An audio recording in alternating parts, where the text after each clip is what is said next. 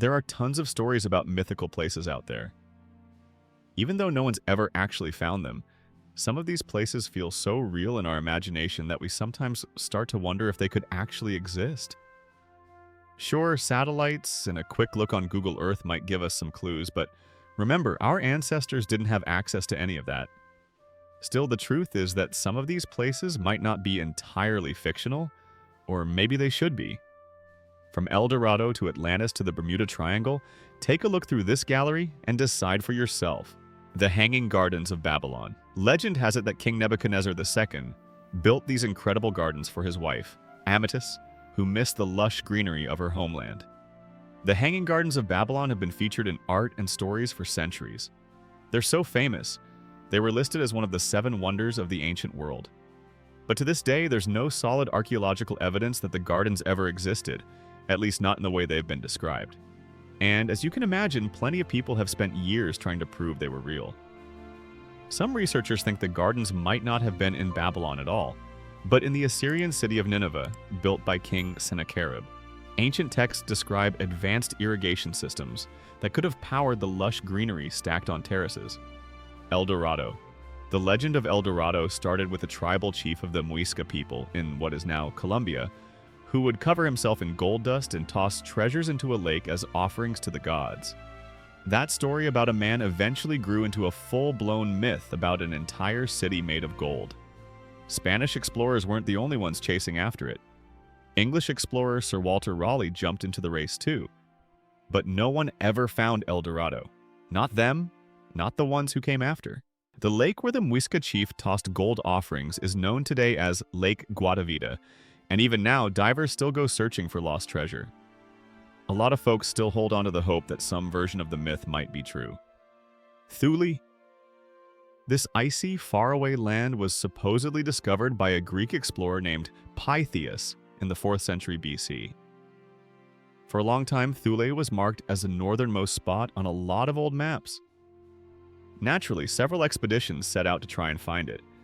The Romans made it to the Shetland Islands and figured that must be it. Later on, British explorer Richard Francis Burton traveled to Iceland and thought he had found Thule. Years later, the Nazis got involved. After World War I, a group called the Thule Society was formed, reportedly including members like Rudolf Hess and Adolf Hitler. The society was named after the mythical land of Thule. Thule became a kind of symbol in Europe for an untouched, mystical northern land. Some think it refers to the Arctic, maybe even Greenland, kind of like the end of the known world back then. The Bermuda Triangle. The term Bermuda Triangle was first coined in 1964 by a writer named Vincent Gaddis. Over the years, countless stories of missing ships and planes have only added to the mystery surrounding the triangle. One of the most famous cases is Flight 19, when 5 bombers vanished on December 5, 1945. But here's where it gets even weirder. The rescue plane sent out to find them disappeared too. People have come up with all kinds of explanations, everything from gas explosions to aliens. Harsh weather might play a role though, as shown by this NASA map tracking hurricanes from 1851 to 2019. This area stretches over 500,000 square miles between Miami, Bermuda, and Puerto Rico. While the mystery is fun to think about, experts say stuff like bad weather, human error, and ocean currents probably explain most of the disappearances. Atlantis. Probably one of the most famous mythical places on Earth, if not the most famous. Atlantis has captured our imagination ever since 330 BC, when the Greek philosopher Plato first wrote about it. Needless to say, people have been trying to find Atlantis ever since. Some maps place it right in the middle of the Atlantic Ocean, but other theories point to places like the Mediterranean, Antarctica, or even the Caribbean. But despite all the searching, it seems like Atlantis might have just been a product of Plato's imagination. Or was it? Plato described Atlantis as a powerful naval empire that sank in a single day and night of misfortune. A lot of scholars think he was using it as a metaphor for arrogance and the downfall of great civilizations. Shangri-La shot back into pop culture thanks to James Hilton's 1933 novel Lost Horizon. But the legend of this sacred Tibetan valley actually dates all the way back to 962 AD. In Tibetan mythology, the place was originally called Shambhala. Supposedly hidden somewhere in the Himalayas, this city, built on a mountain of white crystal, was home to Buddhists who had never made contact with the outside world and lived in total harmony. So the question remains, is this a real place or a spiritual ideal we're meant to strive for?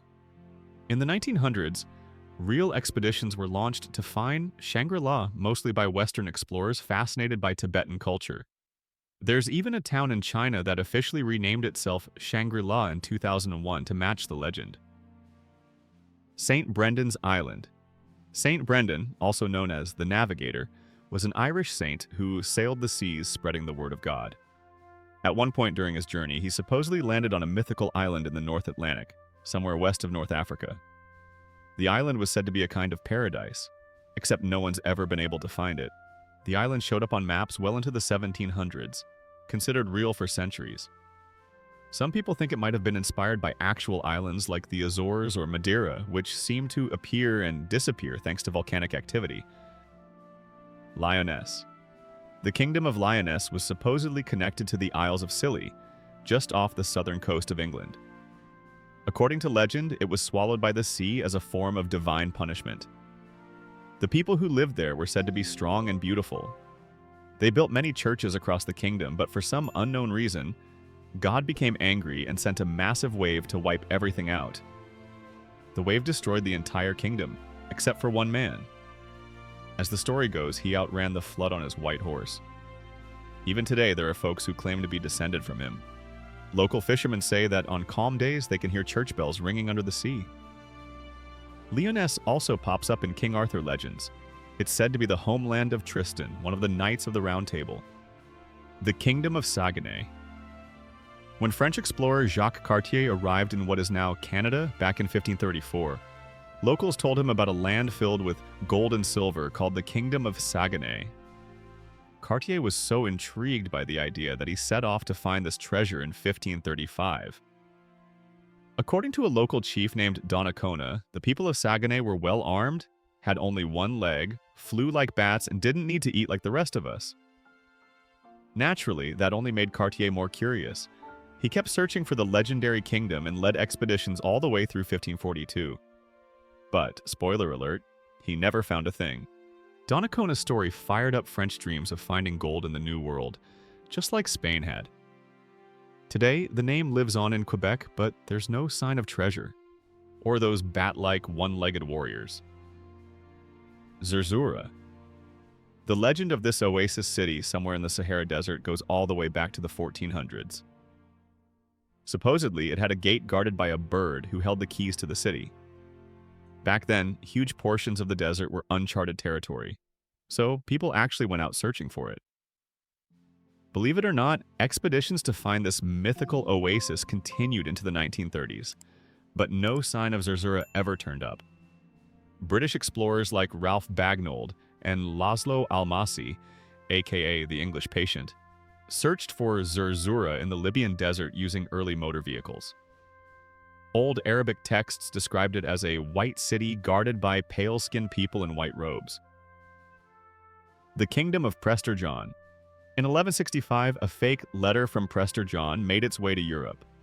It was supposedly written by a Christian king in Africa and sent to the leader of the Byzantine Empire, describing his magical land and a fountain of youth.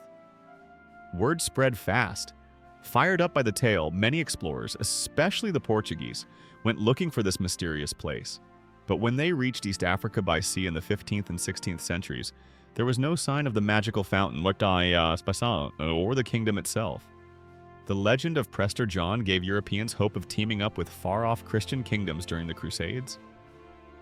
Over time, the supposed location of his kingdom kept shifting from Asia to Africa as maps got updated.